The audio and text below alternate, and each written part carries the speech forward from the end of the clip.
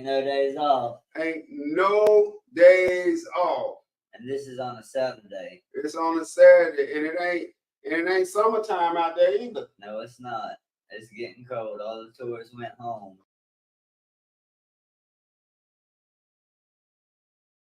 You know where you at? Ain't no days off podcast. Ain't no days off podcast, the one and only.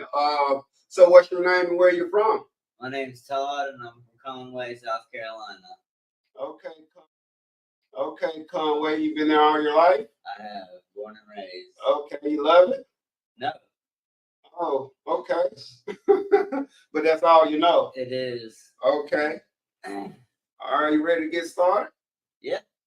Can you briefly describe your childhood? Alright, so like growing up, it was real good. Like I had both parents, they both had above average jobs. But like my mom always made time for me, and my dad did too. And I was real involved in sports, and like I did well academically, and I had everything I ever wanted. I was the only child. Like I was spoiled rotten. What sports did you play? My main thing was baseball. I played football for a few years. I played soccer for 1 year. And riding dirt bikes. Okay. So you had your mom and your dad was there growing up? Yeah. Did you face any challenges while you were growing up? No, like my life was good. It was never good enough, you know what I mean? But like looking back, if I could go back to that life, I would in a heartbeat. Like everything, as far as an education, like I never was that guy that had to sit there and study for hours for a test or whatever. Like it just came to me natural. I paid attention in school, like did my homework, like I got money for good grades, so that was always a motivation. But like I used to be a good kid. So you say you were growing up, and you say your household was functional. Yeah, there was love there, caring. Did dinner table, talked about problems. Yep, every day. Every single day. Yeah. Was there any trauma in your childhood? No, not until I was 13. What happened at 13?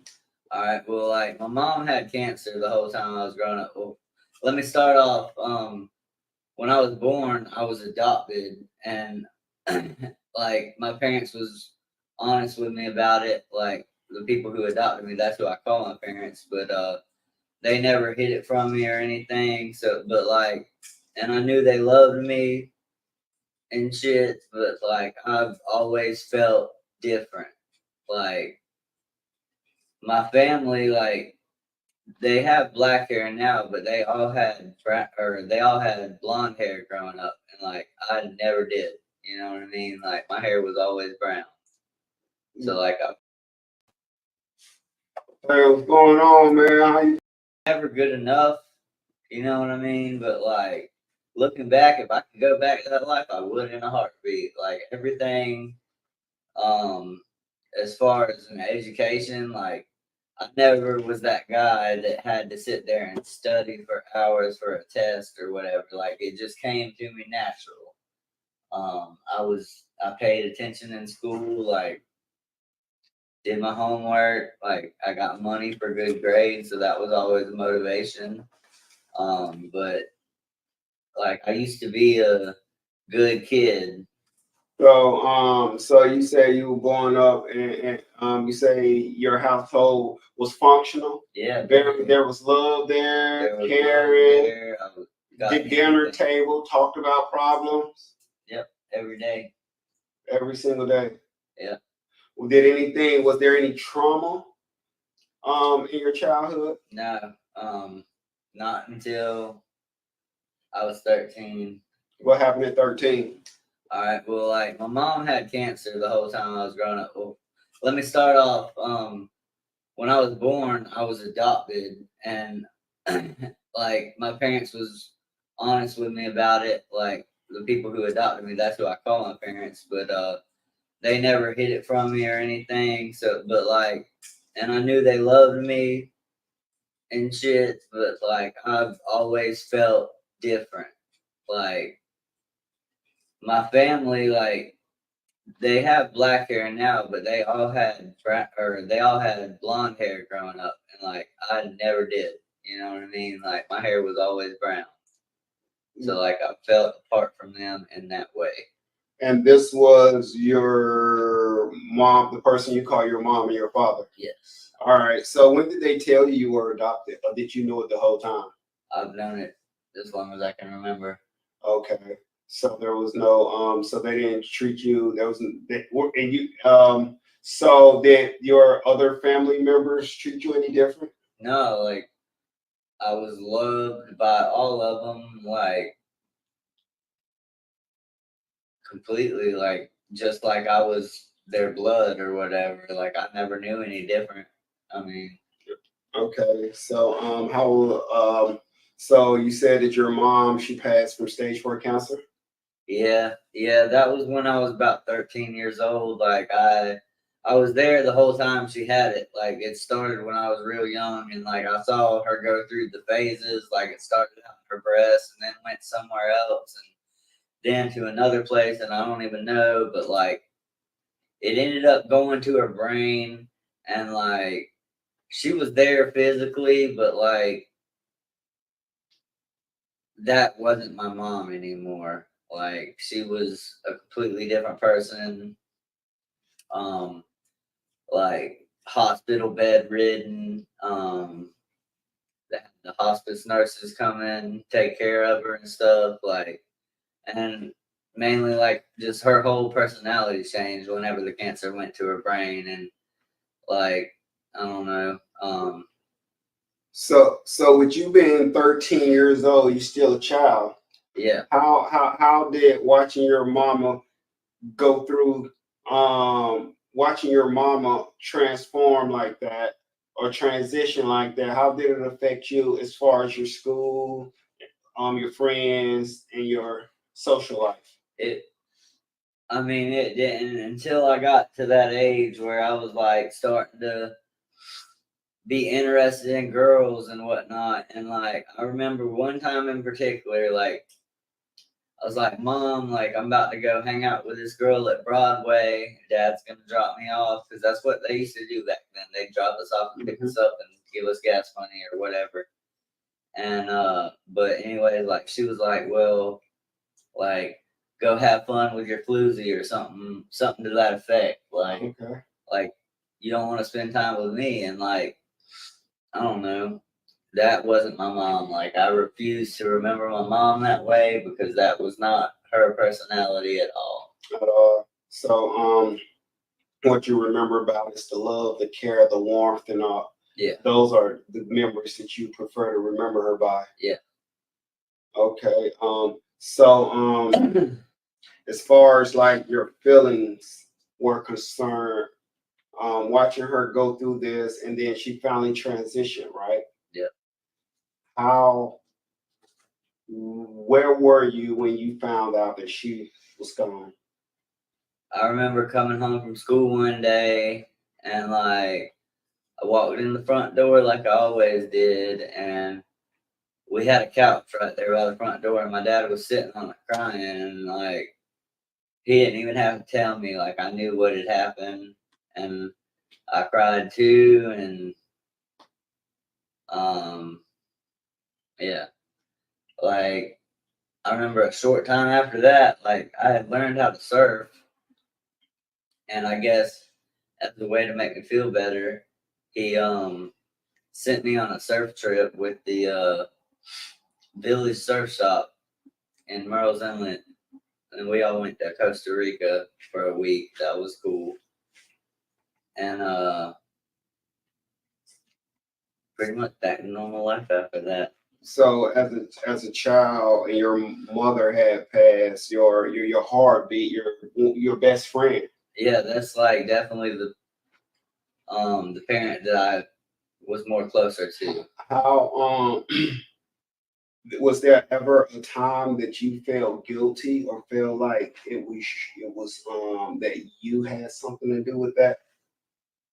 No, I mean, I knew she had cancer from a young age. Like, I knew it was coming, but like, you can do everything you can think of to try to prepare yourself for that. But then when it happens, it's like, fuck, like, my whole world had changed. And a few months after that, like, I went to my first high school party and got in a car with a drunk driver, and we flipped the car. Were you drinking it? Were you drinking I too? was not Okay. at all. Okay. And like, but I was wearing my seatbelt, so I stayed in the car. Everybody else got ejected, and it hit a telephone pole. Like, it was a whole big deal. Like, they had to get the jaws, and then they couldn't wake me up, so I was out for like 3 weeks, and then like, I don't remember none of that, but like the first memory I have is being in an ambulance on the way to Charlotte Institute of Rehabilitation, Mm. and That's the place because you were really messed up. yeah, like I Third. couldn't form sentences. I couldn't use my arms or my legs or none of that. Do you remember how long you stayed there? Like 3 months. I was supposed to stay longer, but once I could walk a little bit, I was like, I'm good. And at 3 months, were you back talking and using things? Mm-hmm. Okay. Yeah. So you came back home. Mm-hmm. After 3 months, get into a wreck, you come back home. You're like 14 now. Close to it. Okay. All right. So once you got back home, what was your life like then? I mean, I remember I used to like hunt a lot, and like it was about that time of the year for duck hunting, and the hospital had told me like I would never be able to shoot a gun again, and like I did that excessively. Did you ever see your friends again that was in the car ever? Yeah, yeah. I mean, we went to the same school and everything. We lived right down the road from each other. But not the driver. No, the driver. I know his name, but like he's one of us that just hasn't gotten recovery. So like he's out there doing what he does. And Okay. All right. You so now you got this relationship with your mother, and y'all were tighter than your father. How did you and your father, how did y'all relationship become once your mother passed? Did y'all grow closer? yeah, yeah, definitely. Cause like we were all each other had, you know what I mean? Like my family, his family, his side of the family, like they all lived up north. So like the only time we'd see them really is at Christmas, and like every summer we'd all go meet at a lake in Minnesota. Okay. And have a great time. Yeah, it was some of the best times of my childhood. I remember at that lake. Okay, so now like so what happened after that? As far as your life, because it's different now. Yeah, It's a lot different. Yeah, I definitely started to rebel. Like I did not like any type of authority. I wasn't able to grasp things like educationally like I used to. So like I was frustrated. Did you seek any therapy? I got kicked out of therapy.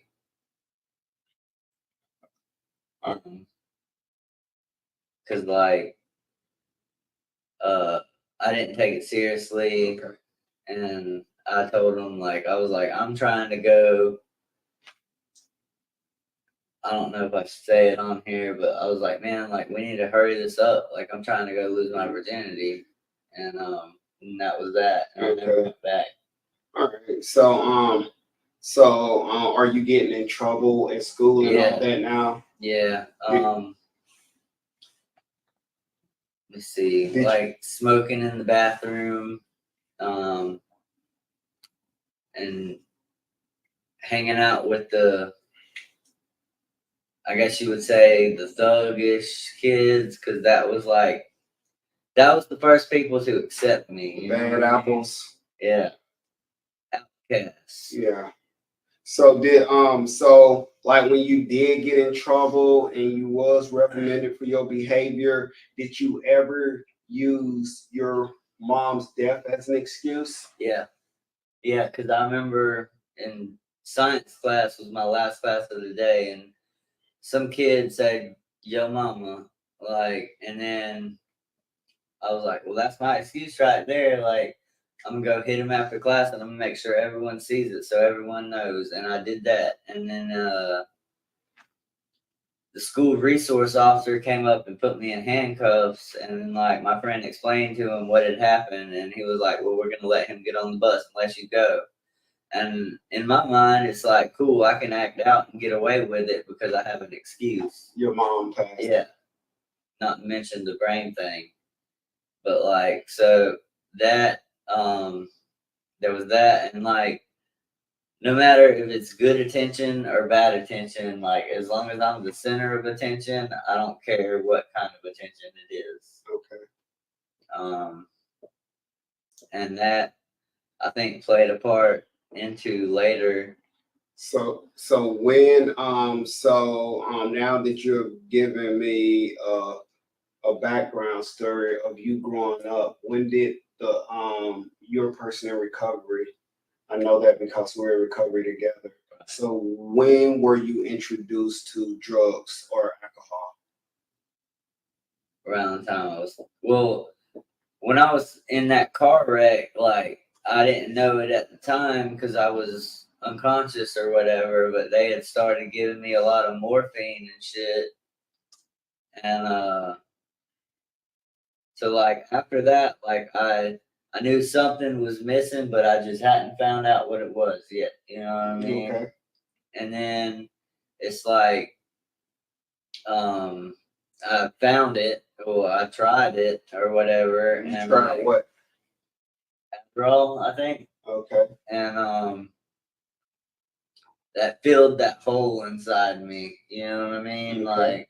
It made me feel whole. I was like, I want to feel like this for the rest of my life, and I'm gonna do whatever I have to do to keep it like that. So when you said it made you feel whole, because did it make you feel like invincible? Did it make you feel like everyone accepted you? Did it make you feel all right with what had happened to your mother? Like what is making you feel I mean, good?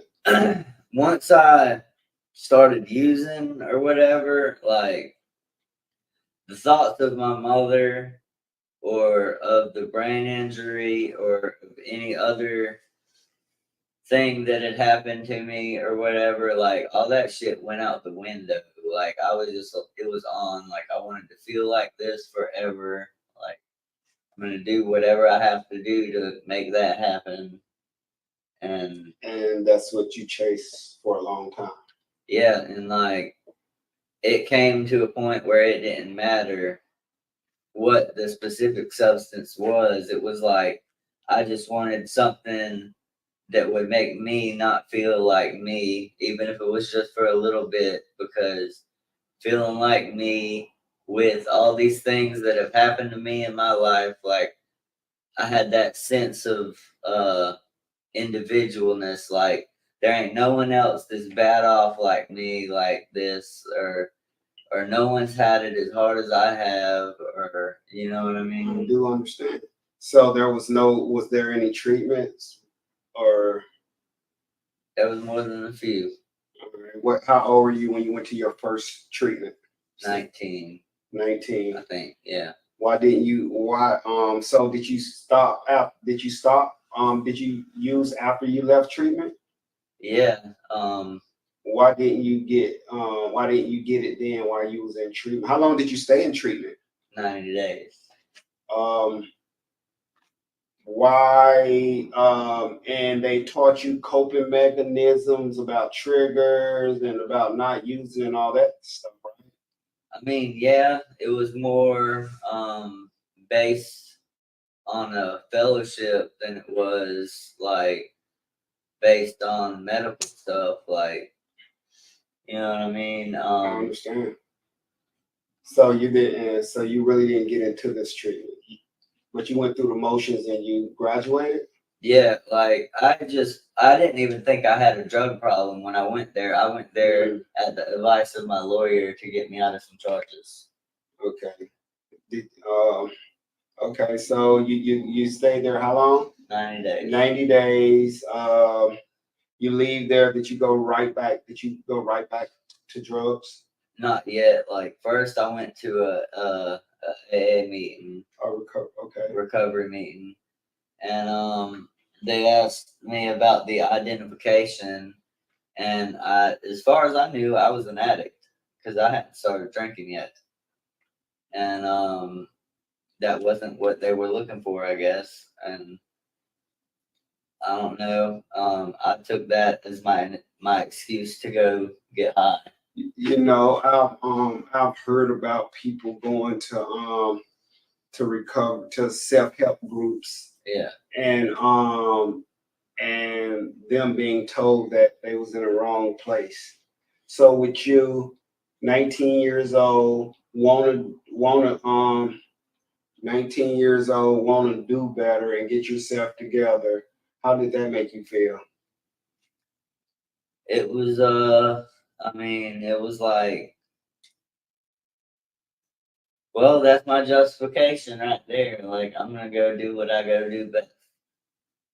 And it's get high and drink and party and just do things that will make me forget my outside circumstances long enough to be at peace with myself. All right, okay, you're doing all this. She's told you say you and your daddy still got this. Is your relationship with your father the same? I mean, yeah, like he always loved me,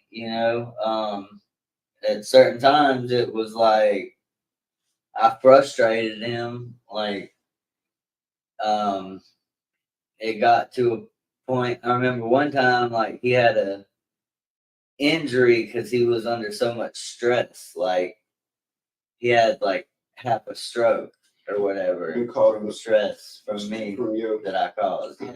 Did that stop you from getting high? No, no. I mean, it. Did you even slow down? Temporarily. I mean, until the consequences went away. Like that's what I always did. Like when the consequences got too bad, I'd check myself into a rehab, go to detox. How many rehabs and detoxes you been to? I've been to 3 different rehabs, but I've been to the same rehab probably that first one I went there probably 4 times. Just like trying to get right, and that was all I knew at the time. You know what I mean? I didn't know there was a big recovery community out here. Why do you think when you went to those rehabs those times, why do you think you didn't get it those times? Because I wasn't ready. Like it's a saying, like people say like you can't get this until you're ready to get it or whatever, but like it's the truth. Like for me, I had to exhaust all my resources. What does that mean? Like as long as I had a couch to sleep on and a phone to manipulate people, or a truck to drive, or stuff to pawn, or like anything like that, as long as I had something I could use to get money to get another one, then I wasn't done. For me, like I had to hit that place of just pure hopelessness and like desperation, to where it was like even when I finally did get what I wanted, it didn't have the desired effect anymore. Like it just made me feel regular, and like it just it got to a point where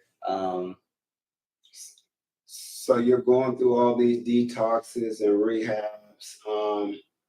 Did you learn anything while you was there? yeah. So you did pick up information. I did. So like when I was really and truthfully done, like I knew exactly where to come. Okay.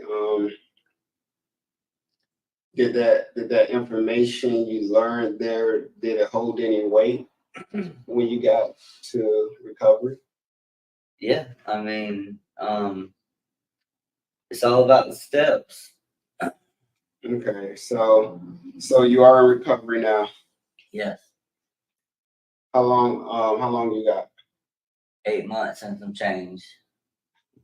8 months, that's a long time. Yeah, Do you feel like it's a long time? I do. I mean, part of me feels like it should be a lot longer because I've had time in the past and like I've What, been you had time in the past? How much time you had in the past? 4.5 years. You have, and you went back Yeah, to, what are you doing now that you wasn't doing then? participating in my recovery, working steps honestly. Cause 4.5 years is a long time. Yeah. So what kind of place were you in to say I'm going to be at 4.5 years? What type of place you were in mentally to say I'm gonna go use some drugs? I was delivering pizza, and one of the deliveries was to a girl, a naked woman with cocaine. Why didn't you say no?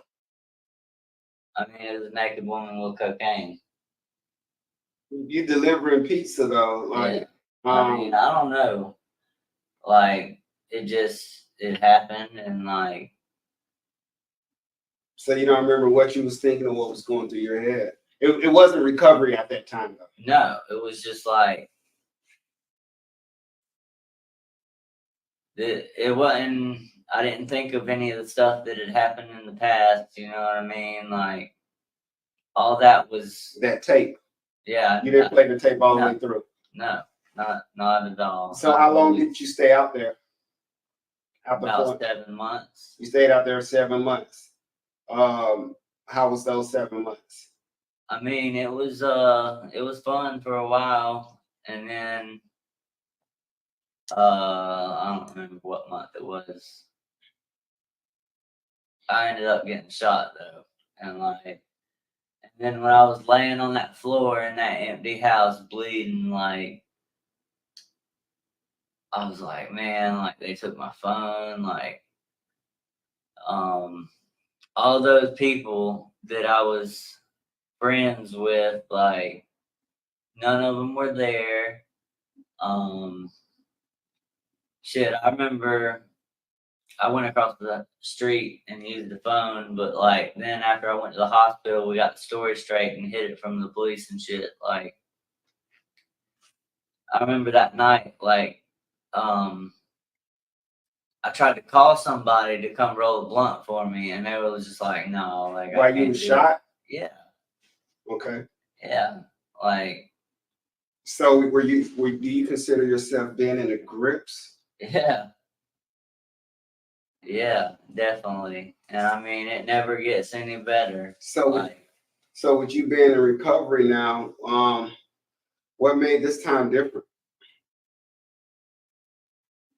I honestly couldn't tell you. Like, I mean, I'm honestly working steps this time. Like, me and my sponsor have a good relationship. Like, I tell him the things I wouldn't tell anybody else. Like, What? Okay. Hold on. Well, you said you didn't get it last time because you wasn't open-minded, like you wasn't willing. Like, what got you to the point to be open-minded and willing this time? my last relapse. How was that? Explain that, what that looked like.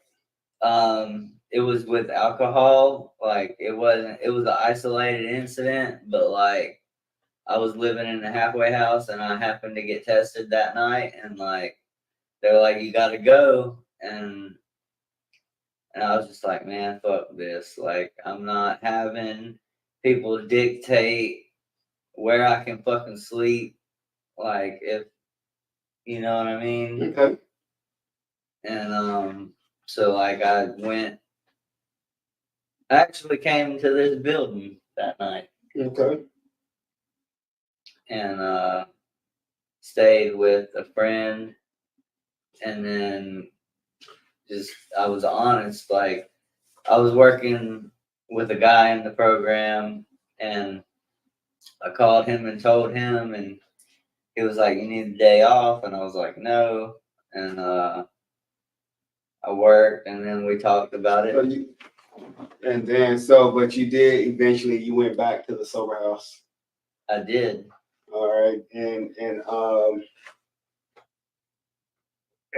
what did you do? What did you do different this time? Started building a network, like a real network. What's a network? A group of people that I know, like if shit hits the fan, I can call them and talk to them, or if I need help, they'll come help me, or vice versa. What made this time different though? You never picked up the phone and called nobody. Like, what about this time that made things different?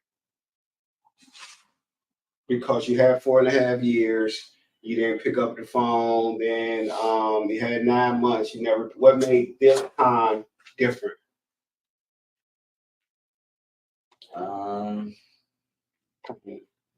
Yeah, pain's a great motivator. Something about some pain, ain't it? Yeah. Yeah. Talking about that, doing the same thing over and over. Expecting a different result. It's the definition of insanity. Insanity, doing the same thing. Like we know, like I know today with years clean, I know in my head already the things that I will be doing to get some dope. Yeah. If I run out, like if I go out and get one right now, I got money, I got things, but I know like the insanity part is for me, one is too many and 1,000 is never enough. If I leave right now and go get one, I know where I will end up. It won't be long either. I know the things that I'll be doing to get some dope. Yeah. And at the end of my road, like it don't matter. All I want is that one more. Yeah. And I mean, today I know that too. And back then when I had them 4.5 years and I was actively participating in my recovery, I knew that then too. But like then, like when I start slacking off and like I quit doing the things we're taught to do, like have a network, have a sponsor, actively work steps. Like I was doing a lot of H&I back then too. And like that was fucking awesome. I loved that. Like I'm sorry I'm gonna get off topic for a minute, but like I used to go to different towns and fucking speak at detoxes and shit. That shit was cool as fuck. Like I loved doing that. And too much. Sorry. And like I don't know, it's just like I got selfish. I got to thinking I had this thing figured out, and like it didn't happen overnight. Like I didn't just think I had it figured out and then go use the next day. Like it stayed good for a while, and like the longer that it stayed good without me actively participating in my recovery, then the more I was like, oh, I got this. I don't need those meetings. Like I don't need them people. And then when life shows up, you know what I mean? Then I don't know if I even had the numbers in my phone anymore. Like I definitely didn't have a relationship with them people to where I felt comfortable telling them the things I needed to tell them. Okay. So like for me now, it's important to keep that door open. Like even if it's once a week. Yeah. Like it's better than never. You know what I mean? And losing relationships when, like, because I'm not saying like it doesn't get that bad every day. Like, you know what I mean? But some days are bad. Yeah. And that's one thing we're guaranteed is like it's not going to be easy all the time. So when things get bad, for you in recovery? Like, what do you do? I mean, lately they haven't. Um, but when they do, like, my sponsor is the first one I call, and even if he doesn't answer, like, just that time of me listening to the phone ringing until it hits his voicemail, like, that's enough time for me to realize I need to think about something else. You know what I Okay. mean? Because, like, I don't know. I don't think it's the point of, like, if they answer or not, but, like, that just for me, that ringing, like, that'll get my mind on something else. Okay. So how's your relationships now with your family and with your friends? Um, well, all my friends today are in recovery. I do my best to surround myself with people in recovery. Why? Because, like, I don't know, it's like if I don't drink, I'm not gonna go hang out at a bar, you know what I mean? Okay. Um, like if I don't use drugs, I'm not gonna go hang out in a trap house. Okay. Um, Understandable. so like I try to surround myself with people that are doing the same thing that I'm doing. People that's headed in the same direction that you're going in, Yeah, because they'll get you high before you get them clean. right. Okay. Well, that's some good stuff, man. Thank you for coming out. Yeah, thank you for having me. It's been a pleasure. I appreciate it. Y'all have been tuned in. Ain't No Days Off podcast. You got Lewis.